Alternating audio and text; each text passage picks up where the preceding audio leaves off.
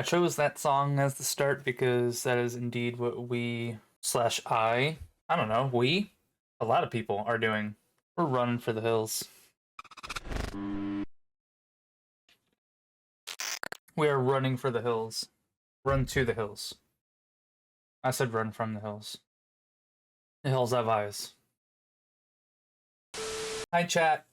So we're here to talk about the difference between Apple and Dyson. Does anyone know the difference between Apple and Dyson? I'll give you a second. I am talking about Dyson, the company, and Apple, the company. They make phones and computers. Dyson makes fans, and actually Dyson makes a lot now. They make a lot of stuff.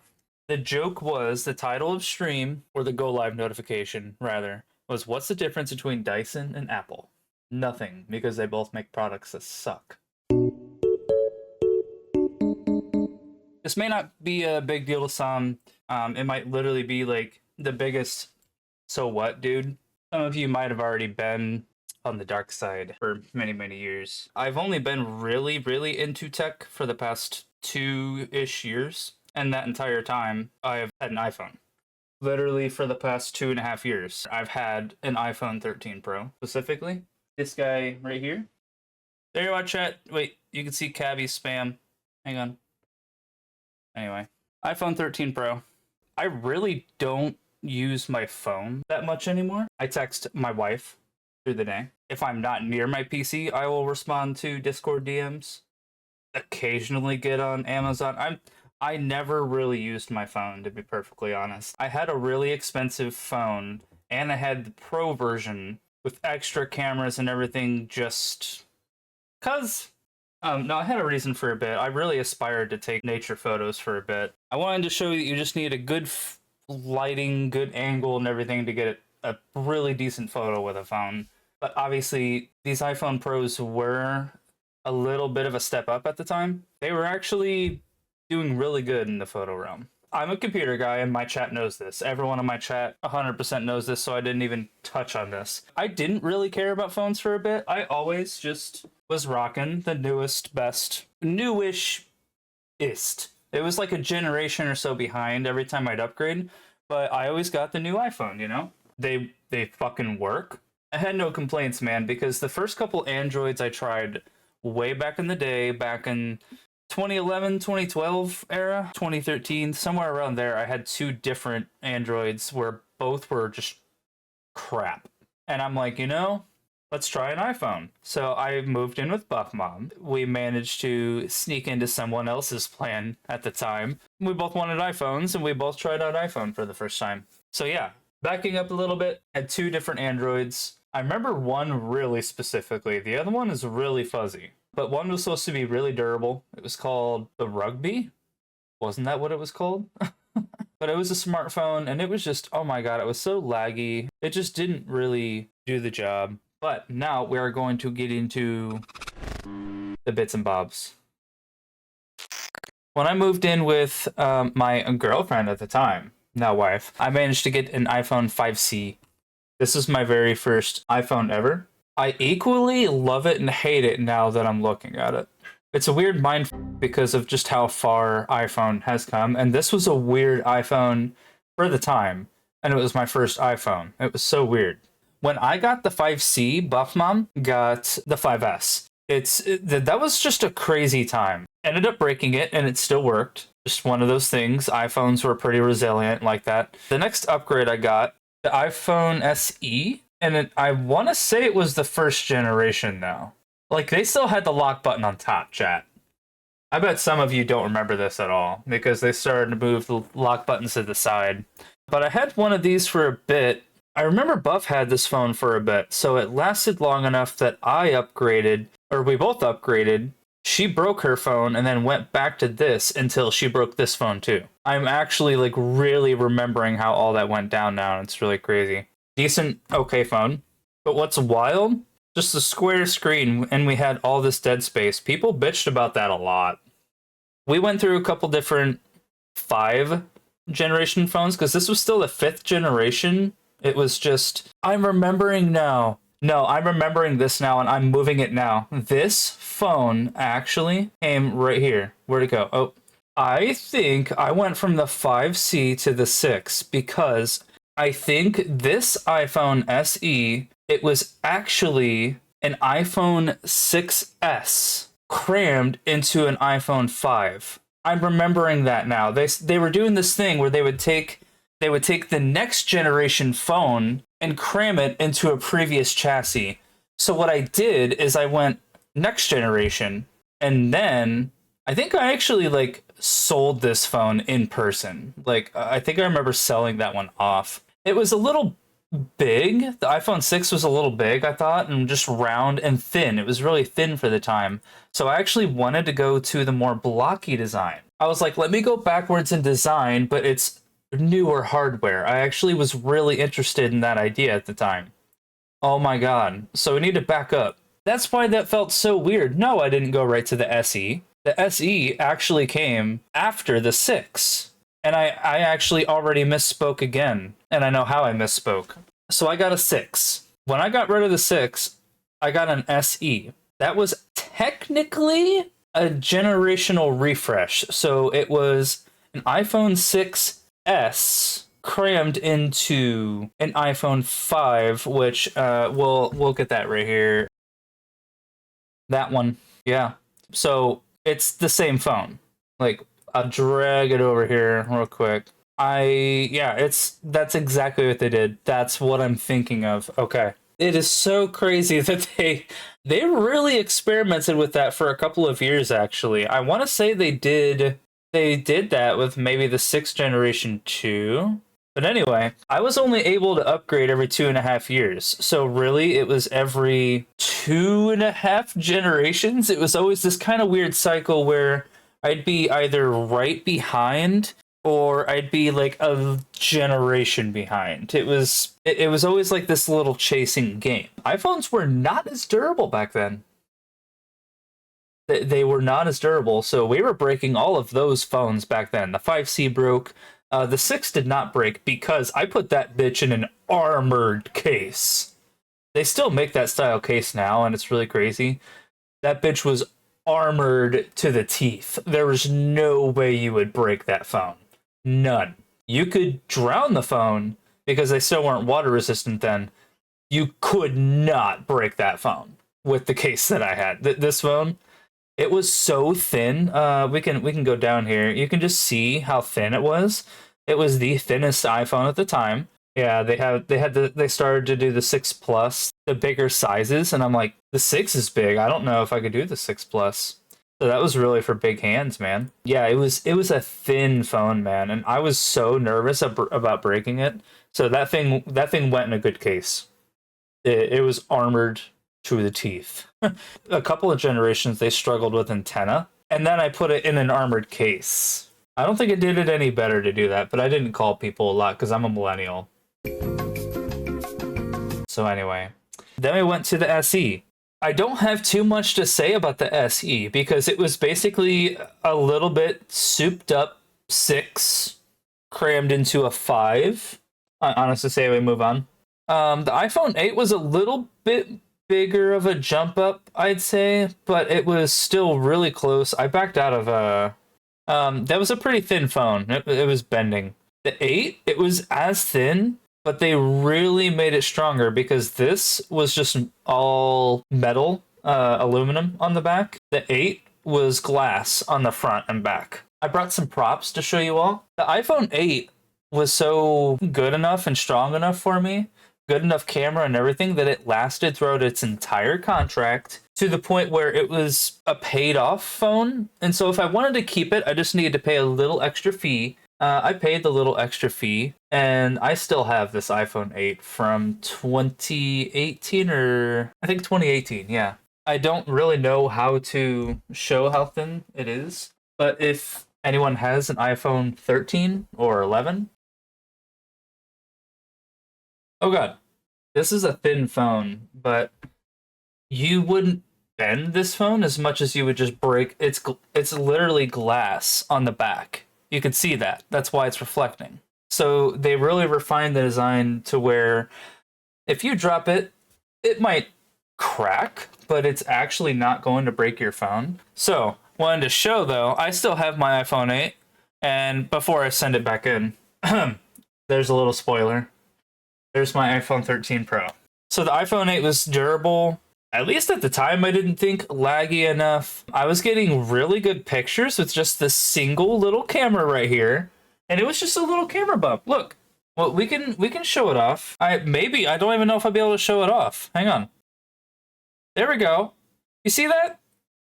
Tiny little bump, and I mean it was so doable. Like if you set it down flat, it was a little bit of a rock on the phone. After this, it started to get worse and worse and worse and worse and worse. Because the iPhone 5C, let's back up all the way to here, flat. This whole back, flat. And I actually like miss those days. Make smartphones thicker. Give us bigger batteries. Get rid of the fucking camera bumps. All of them. I'm also talking to you, Pixel. I'm also talking to Samsung. All of you, make the fucking phones thicker. We want more battery.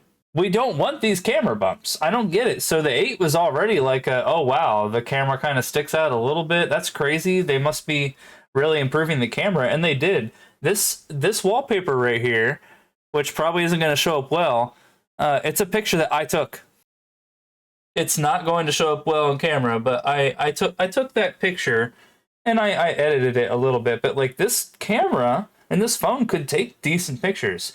So I really held on to this until the last minute, and I didn't want to get rid of it. I was connected to it. I didn't want to trade it in. So I bought it out, and we just got a new phone. That new phone, because of it lasting so long, happened to be so many generations newer, the iPhone 11. So we got through. I don't think there was an iPhone 9. They skipped to the iPhone 10/X. But I do know for a fact they had several generations in between still there and here, where this was a massive upgrade. 8 to 11 Pro. I got a Pro model. Look at all the cameras. Look at the camera bump. But I'm going to skip forward as fast as I can here. What are we seeing different here, chat? Because I can instantly see it, but what are you seeing here? I'm going to jump back and forth. Well, the background. Yeah. They always want to give you a nice, fresh little background each year that makes the phone look a little appealing. And I'm gonna be real, it works. Like, it works. It's weird. But this is, a lot of these aren't going to be 100% promotional. Oh, this is a Walmart one. Oh my god, that's funny. We got a little off track here, but to get back to the conversation, from the 11 Pro specifically to the 13 Pro, there were some pretty okay / big differences, but nothing that was like groundbreaking at all in any way, shape, or form, come to really think of it. Other than, without looking at the specs, I'm fairly certain they really did improve the cameras from the 11 Pro to the 13 Pro. But design-wise, there's one difference that I can instantly see and I remember. The 13 Pro had this black dot right here. So if you look at the 11, there's that. The 11 Pro, nothing like crazy other than I loved playing with the cameras. I loved going out and taking pictures of nature, flowers and plants and trees and leaves and what have you. Apple was at least trying, okay? Like they really were trying to make like the ultimate like camera, but still a really functional phone. I'm really trying to talk positively here from a perspective of like, I actually worked outdoors a lot when I had the 11 Pro. So like I took a lot of pictures, and also I had my kids. I had my little babies. So I took a lot of pictures. Portrait mode was very pretty at the time. But otherwise, I moved on to the 13 Pro where I'm at now because it was just a lateral upgrade, right? That's what you do. One thing that I played with that was super cool, but I couldn't get enough time to really play with it, is this guy right here. I was just talking about that. This IR sensor. I wanted to find the app, but I don't remember what it looked like. But also, I did upgrade to iOS 18 for funsies. Do I regret it? I haven't gotten a chance to play with it a lot, other than there's a couple of things I absolutely love, only because it should have been a thing a decade ago. We have a lot to talk about, in a way. Yeah, so I can't find it. What I wanted to get at is this right here. Basically, I was able to take this phone and go inch to inch, basically, and scan my entire room and create a 3D scan of the room. And it was kinda fucking cool. I was very comfortable with Apple. This phone, let me just. It's smooth as fuck, man. That's what I love. iPhones worked, man.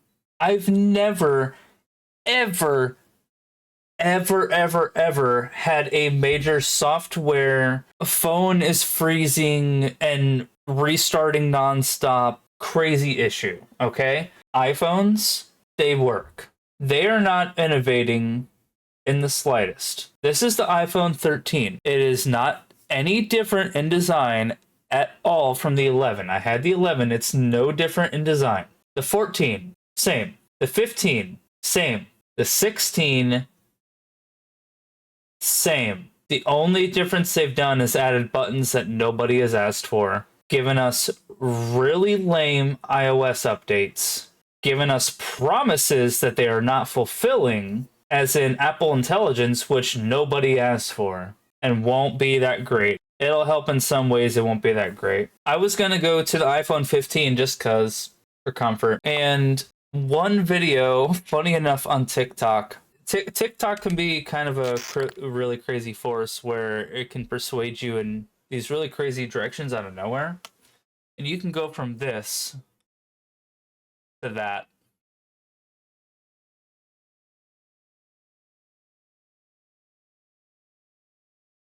I am officially on Android, ladies and gentlemen, for the first time in over a decade. It took no time to get adjusted, in a way. This is boring. This isn't fun. I literally spent no time on my phone doing anything other than responding to texts, doing a couple of iPhone worthy things, and claiming I was an Apple fanboy. When I became a tech guy, why isn't this fun? Why isn't this cool? When my favorite phones growing up were this. I've kept one of my favorite flip phones I ever had, the Sony Ericsson. Oh, I don't remember the exact model, to be honest. They innovated back then. This is just another flip phone. But every flip phone everybody had in the mid 2000s was different. Unless you had a Razor. This phone right here doesn't look too crazy, but right here, it had the craziest RGB, now you would call it for PCs, you would see. It was just, it had cool ringtones. You could record your own ringtones. You could, hang on, I actually haven't opened this in a while. The battery's still here. You could replace the battery. You could, oh no, I haven't done this in a while, so let's see. Yep. You could replace the SIM card. You could put a micro SD in it. Phones were innovating more in the mid 2000s than remotely they were in the smartphone era. When they moved to the smartphone era, we got this and this. And I'm sorry, but even other Androids, they're all this. It's this. It's this. It's a brick, okay? It's the same big screen, holding it like this. They're all the same. There's no innovation. There's no fun. Where's the fun in phones, man? What happened?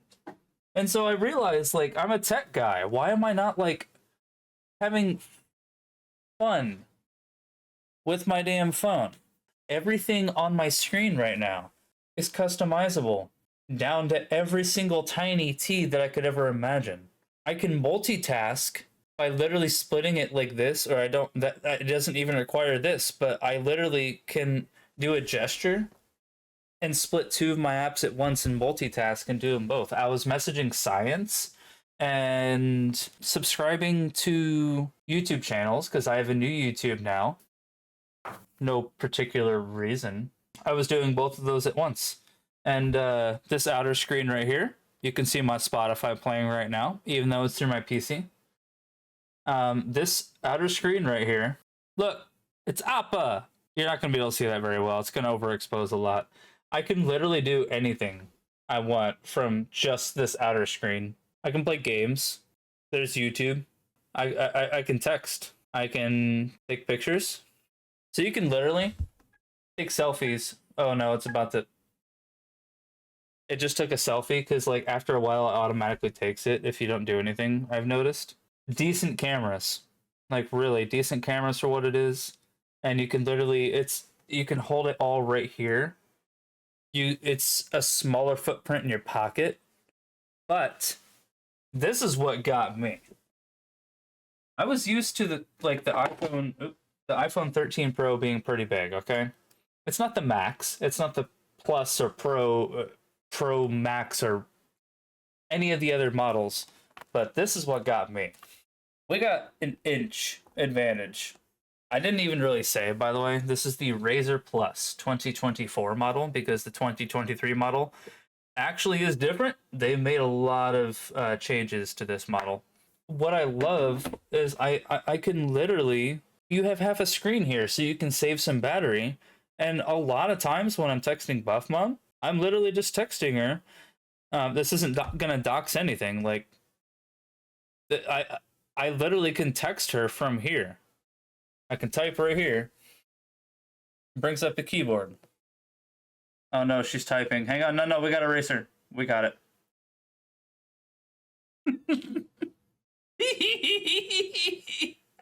But then, if you want the full chat, there you go. I'm officially an Android user, and it took me less than 12 hours. I was instantly in love. Goodbye, Apple. I haven't even put my watch back on. It's being sold. I'm going to sell these.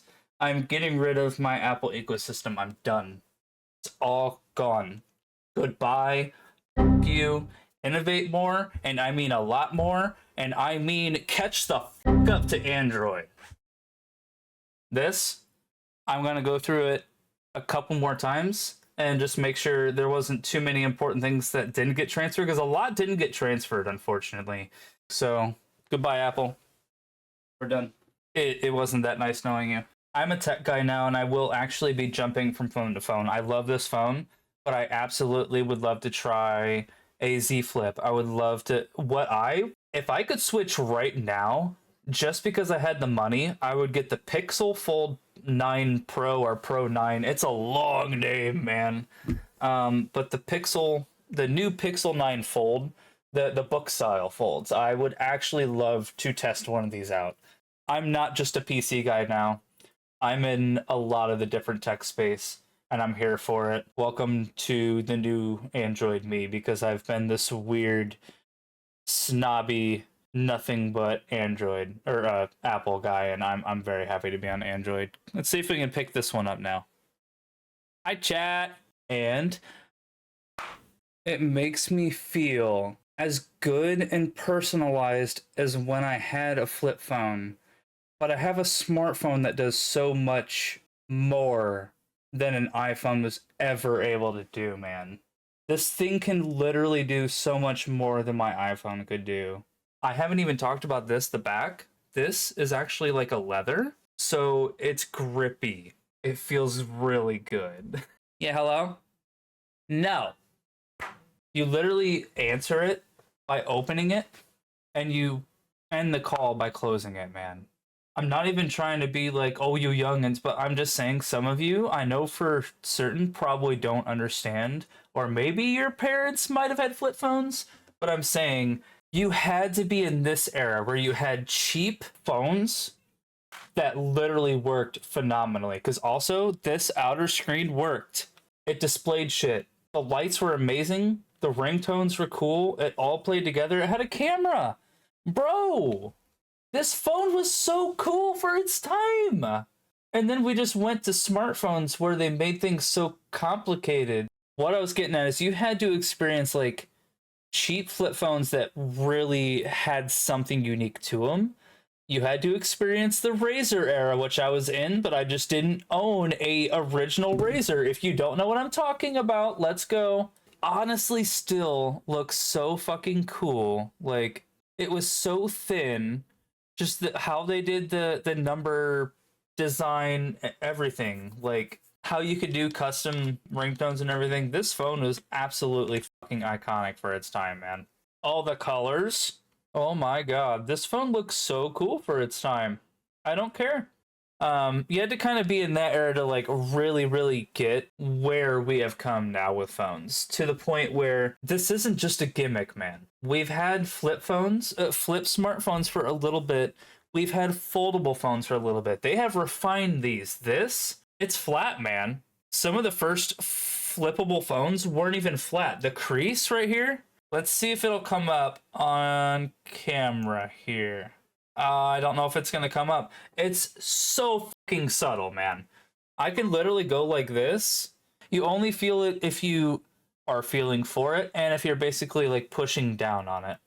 Otherwise, these phones aren't just something that like, oh, it looks cute and fun. It's probably cheap and breakable. No, like these feel quality and fucking fun, and I'm so here for it. That's the big change. That's the big announcement because, guys, it's been not just a decade, it's been 6 iPhones.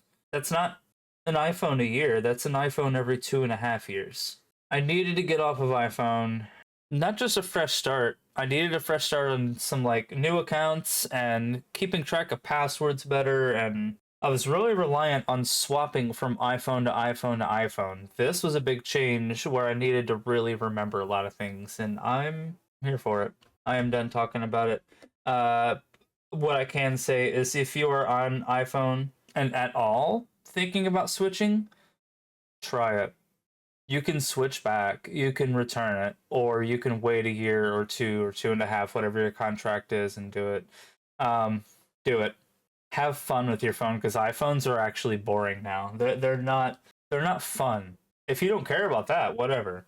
I wanted to actually like have fun when I'm sitting back here in my recliner or my couch. I want to sit on my phone and have fun. So that is that. I'm so mad I've wasted that much of my time. If you have the ability at some point, try an Android slash try one of these newer flip phones. The old ones had their issues. They were fragile. They were trying to figure out how to fucking make them, man. They're figuring out how to make them now, man. Try it. Do it. Please. Like, from a tech guy, please. Light Hardo!